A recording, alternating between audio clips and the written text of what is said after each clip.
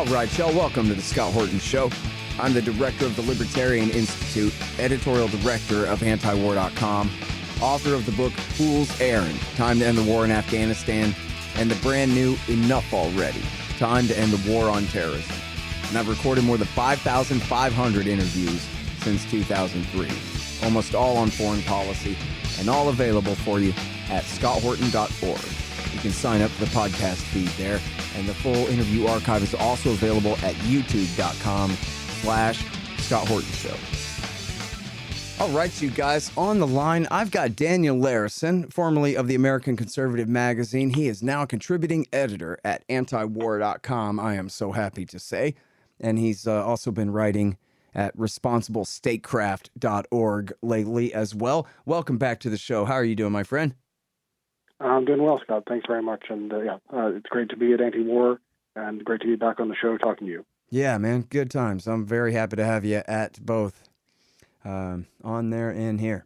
So, listen, the reason I decided to have you on the show was because I wanted to hear your conservative take on Israel-Palestine because, of course, as you know, partisanship is virtually everything, and everyone knows that if you're a leftist, you side with the Palestinians, and if you're a conservative, then you side with the Israelis or something for some reason. I'm not exactly sure the correlation, honestly, but it is what it is. And so I know you feel a little bit differently about it, but I was just thinking maybe I'd give you a chance to explain.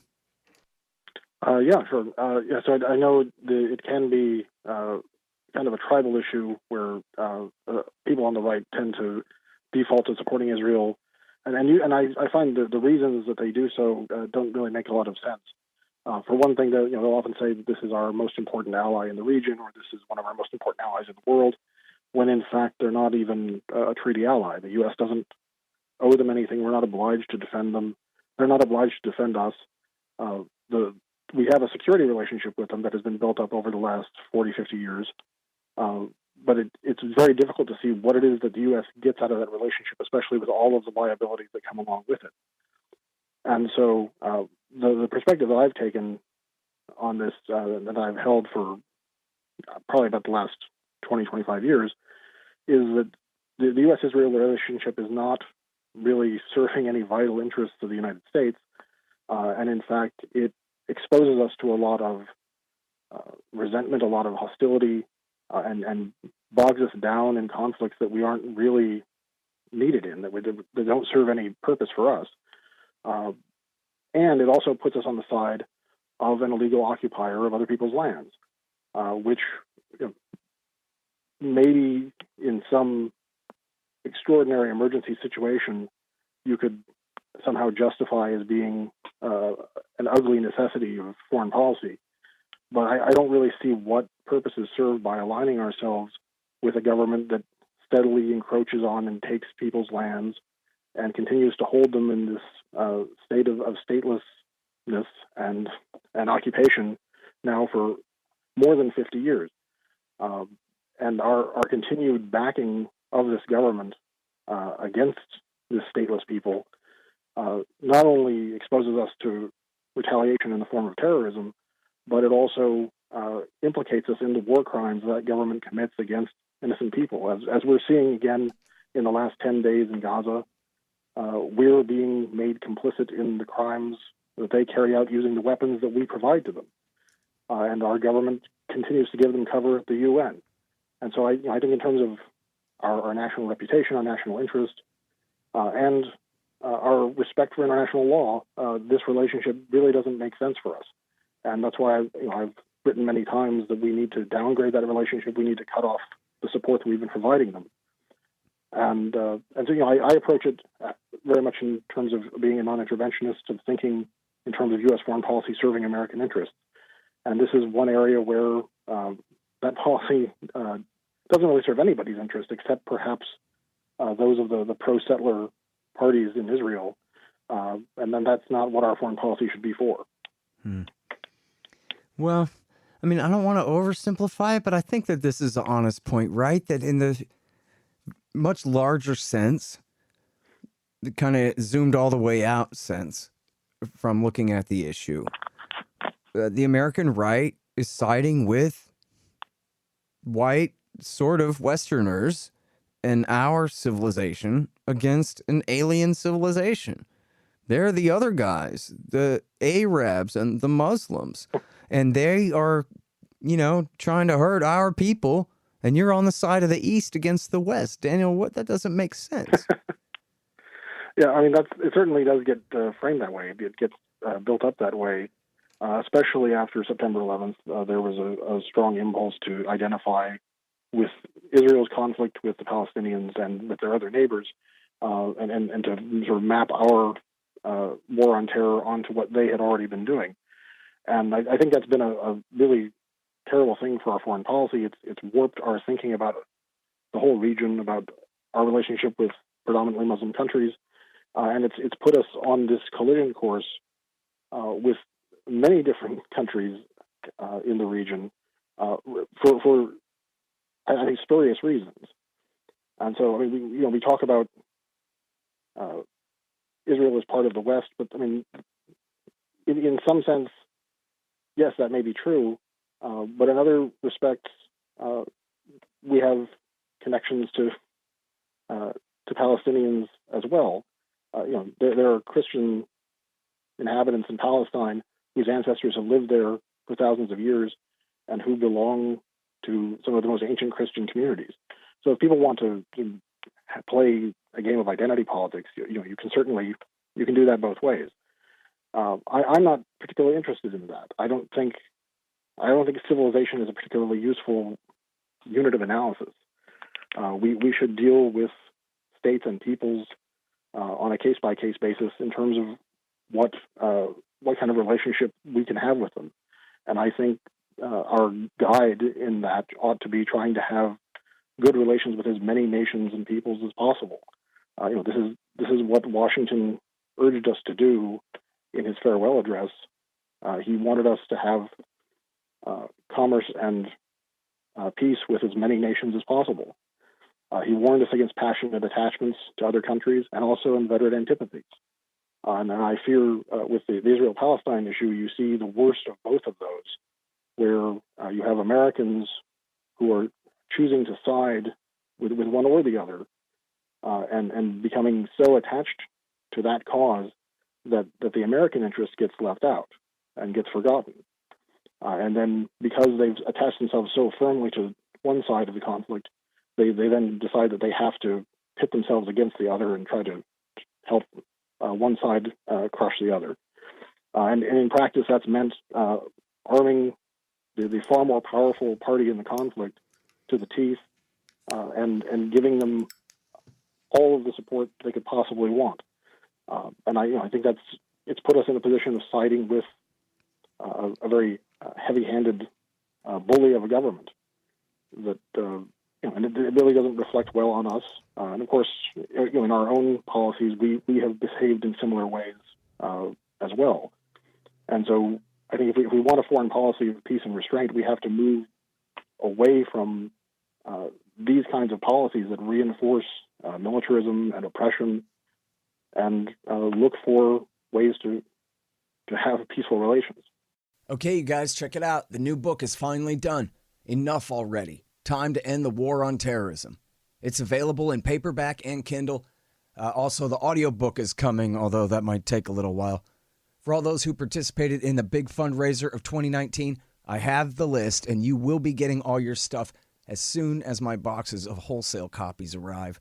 Thank you so much to everybody for your support of the show and of the Libertarian Institute, and I hope you like the book.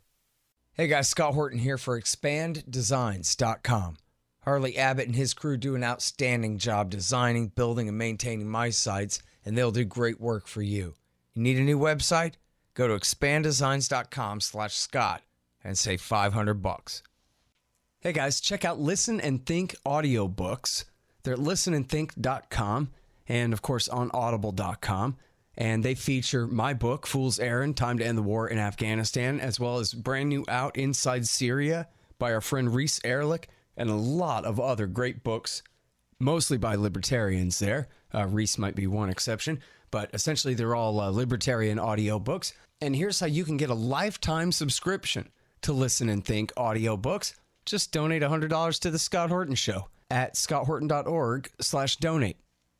So I have a friend of mine who is not a political guy. Doesn't lean right or left, I don't think, really, in any real sense. And asked me, well, what is going on with this Palestinian thing? I mean, what I heard was these guys are launching rockets, so now the Israelis have to defend themselves. So, I mean, is there more to it than that? What's your answer to that? Sure. I mean, we have to look at the whole situation that led up to the start of the rocket attacks. What provoked or what led to the decision to start launching those attacks? It was the raids on al-Aqsa Mosque in Jerusalem by Israeli security forces, where they were barging in and throwing stun grenades and using rubber-coated steel bullets on peaceful worshippers. Of course, that incensed a lot of people, understandably so. And why were they making that raid on the mosque? They were responding to large protests in support of the Palestinians who were about to be expelled from their homes in East Jerusalem.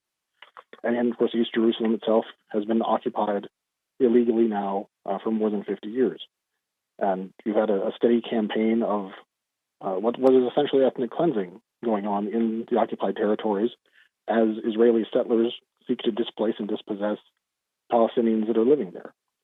And so, seeing all of this, of course, Hamas is trying to exploit it for its own purposes. And so they start launching the rockets. Israel predictably responds, and then predictably responds with overkill, as they have done in every other major operation, either in Gaza or in the West Bank or against Lebanon. And that ends up leading to them committing a series of war crimes against the civilian population. And that's where we are now. Just in addressing the question of self-defense, of course, everyone agrees that there's a right to self-defense, but a right to self-defense does not extend to massacring whole families in their homes. And unfortunately, that's what we see the Israeli government doing. There was actually a really interesting article in Haaretz just this week by Amira Haas, who's their correspondent for the occupied territories. Mm-hmm. And she's making the point that the Israeli government knows where everybody in Gaza lives. They have all of this in their registry. And so they know who it is they're bombing when they drop bombs in certain parts of the city. And so when these families are being wiped out, this is not just an accident or a byproduct. This is something that they know they're doing when they drop the bombs. And I think that's where we need to focus our attention on the consequences of this escalation and the violations of international law that are taking place with the blessing of our government. That's the thing that we can actually have some control over. There's very little that we can do to rein in a group that we have no influence with. Yeah. Well, it's funny. People want to believe so badly. I've had 2 or 3 different people come to me on Twitter demanding that it be disproved or just asserting that it could not be disproved. And can you believe the shame of the Associated Press sharing a building with Hamas? And do you think that they would ever admit it? And then so simply an Israeli claim with no evidence provided at all in any way, that becomes the standard of truth, and the burden is on the AP and everyone else in the world to somehow prove that Hamas wasn't in there. And because they would lie, what do you think? They would tell the truth, and then so that's it. And the entire burden of the scientific method is turned on its head, Right. And so the attack on the building that housed the AP offices and the Al Jazeera offices was another example of this sort of egregious overkill and indiscriminate attack on a civilian target. The excuse that Hamas may have had some offices in that building, even if it were true, doesn't justify the massive destruction and the disproportionate response that comes with destroying the entire building. So even if the specific claim is in fact true, it doesn't justify what they did. And I think there's been a misunderstanding about this, that, if there was even one Hamas office room, that justifies bringing down the whole building. That's not how these things are supposed to work. Yeah, and then funny thing, they use human shields, but then it just goes without saying that it's okay to blast right through a human shield, even assuming that that's right. And of course, we would, if the positions were reversed, we would not, people wouldn't accept those sorts of arguments. They would say that security forces have an obligation to protect innocent civilian life, even if there's someone who's trying to exploit the civilian population to their advantage. Yeah. You don't get a freebie. You don't get a license to ignore international law and human rights just because someone else is doing that. Yeah. And so, and just to come back to the attack on the building, just I think a day before those offices were destroyed, the Israeli government had been caught telling the press a lie about launching a ground invasion of Gaza. And indeed, they were sort of boasting about it. We used the press to set a trap, and aren't we clever?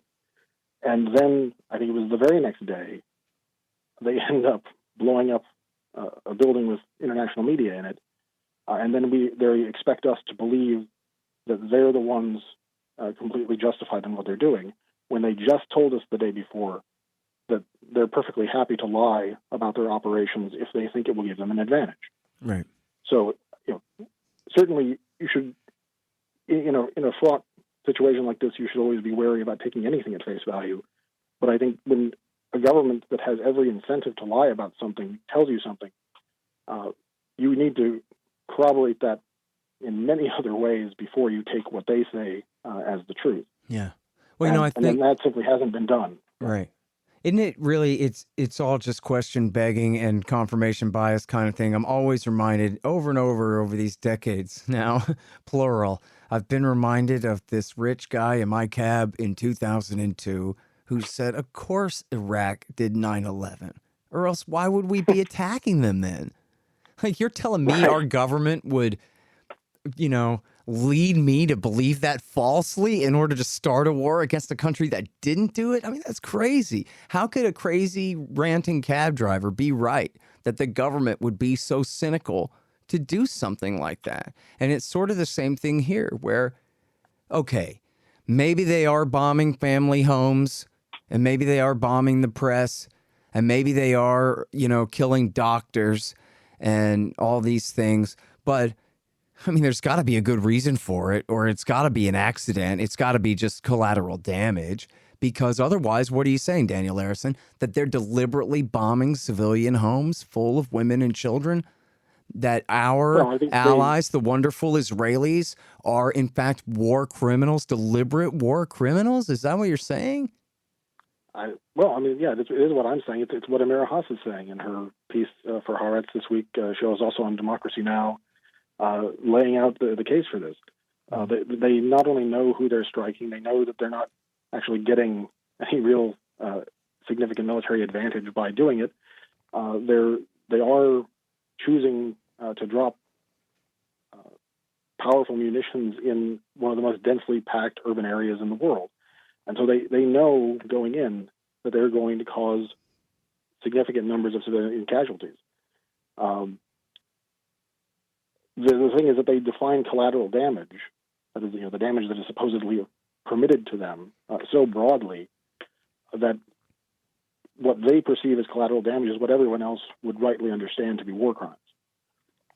It's become a kind of game of definitions where they stretch things to the breaking point and try to make the civilians seem like legitimate targets, or at least acceptable losses. And anyone who takes international law seriously has to push back on that and then reject that. That's not the kind of conduct that you can allow a client government to get away with. And I'm pleased to see that there is some more significant resistance in Congress than there usually is, especially when it comes to Israel. And there's actually going to be a resolution of disapproval introduced, I think, later today in the Senate. And so there will at least be a vote on it. I mean, we know that the vote isn't going to pass pretty much in advance, but I can't recall the last time there was actually a serious effort to even stop an arms sale to Israel. It must be, I can't recall one, if there has been one in the last 20, 30 years. So it's encouraging to see that there is much more awareness of what the Israelis are doing, and there's much more resistance to it here in the U.S. than there used to be. And I'm hopeful that continues to build as we've seen opposition to other kinds of arms sales build over the last few years. Right. I've always said, Daniel, and I'm just reaffirmed in this belief all the time, and it seems to be from your writing and the way you say things, you're coming from pretty much the same premise as me, is that Americans just really don't understand this. They don't know who's occupying who. TV never explains it to them, and they don't really have a fair shot at it. But if they did understand, here's who's occupying who and how and for how long, that then they would be on the side of the Palestinians just because they're the victims. Not because of their identity as Muslims or Christians or Arabs, but just because their identity as the underdogs who, Right. It's not like they were the ones who started the 67 war and then lost fair and square, even at that, right? Those foreign countries did that. And they were only stuck in the middle this whole time. Have never had a chance to even fight for themselves, much less lose for themselves. Right. Well, and even losers in war are still supposed to retain certain basic rights. Even if they had been among the belligerents, you don't get condemned to the permanent occupation of your territory for generations simply because you happen to be on the losing side of a conflict. But unfortunately, that is the position that Palestinians have been in now for more than 50 years. And I think there is now growing recognition across the occupied territories and even within Israel among Palestinians there that the old divisions or the old factional divides among them are an impediment to realizing their self-determination and their freedom. And you're beginning to see a kind of solidarity across all of these territories where Palestinians are joining together to seek peaceful redress. And I think that's ultimately what's going to end up prevailing over time as the brutality of the occupation and the brutality of apartheid become so obvious, even to Americans, that it won't be tolerated in the future. I mean, that's my hope, anyway. Yeah. Hey, y'all, let me tell you about the Libertarian Institute's latest book, What Social Animals Owe to Each Other, by our executive editor, the great Sheldon Richman. For decades, Richman has been explaining libertarianism to the left from the left. He makes a strong case that any honest liberal, progressive, or leftist actually should be libertarians, since in fact it is freedom itself that provides what y'all want. Richman argues the case for liberty and peace, the human spirit and social cooperation, for true liberalism, libertarianism, against the corrupt forces of statism, corporatism, and violence. What Social Animals Owe to Each Other by Sheldon Richman. Now available at libertarianinstitute.org/books. Hey guys, Scott Horton here for Mike Swanson's great book, The War State. It's about the rise of the military-industrial complex and the power elite after World War II, during the administrations of Harry Truman, Dwight Eisenhower, and Jack Kennedy. It's a very enlightening take on this definitive era on America's road to world empire. The War State by Mike Swanson. Find it in the right-hand margin at scotthorton.org. Well, so I'm not sure if this is just semantics or maybe this is meaningful. What do you think? I saw a guy this morning say, "No, you dummy. It can't be apartheid because it's not apartheid. It's a military occupation." And those are totally different things. So what is it about this military occupation that makes it apartheid, Daniel? Well, it has to do with the way that everything is codified into the law that gives preference and privileges to Israeli Jews at the expense of Palestinians, whether in the occupied territories or in Israel itself. And you can see this in the case of the Sheikh Jarrah expulsions or attempted expulsions, where you have Israeli settlers who lay claim to this property, even though the Palestinians who are living in these places have been there for generations. The law defaults in favor of Israeli Jews simply by virtue of their status as Israeli Jews. So the law is structured in such a way that it is always going to work against one group of people for the benefit of the other.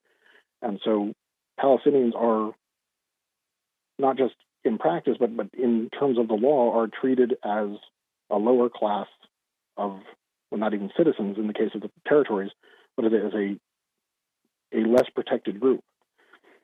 So that the law doesn't afford them the protections that it affords Israeli Jews. And so it is an apartheid system. In some ways, it's actually worse than the apartheid that was in South Africa.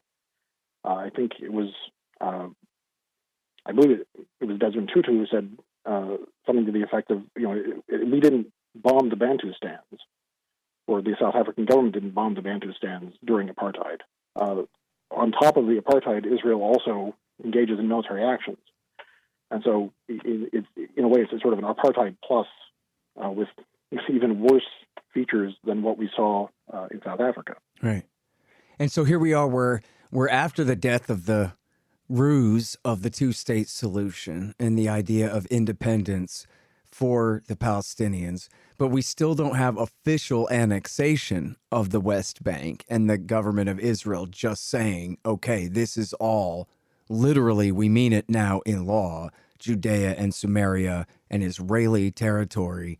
But we do have the prime minister saying, well, from the river to the sea, it will be one security force and ours from now on. He didn't say anything about Palestine will be free, but he did say essentially everything but the literal words, it is one state. And so it's still just de facto annexed and not de jure, so they get to have it both ways, right? Well, I think so. I mean, that's the way that they can continue to pretend with these normalization deals with the UAE and the others that, we haven't annexed the territory, so you don't have to worry about that. And you can normalize with us because we haven't done this thing that you oppose, or at least you say you oppose. But they will still retain the control and still reserve the right to crush any resistance in that territory as they see fit.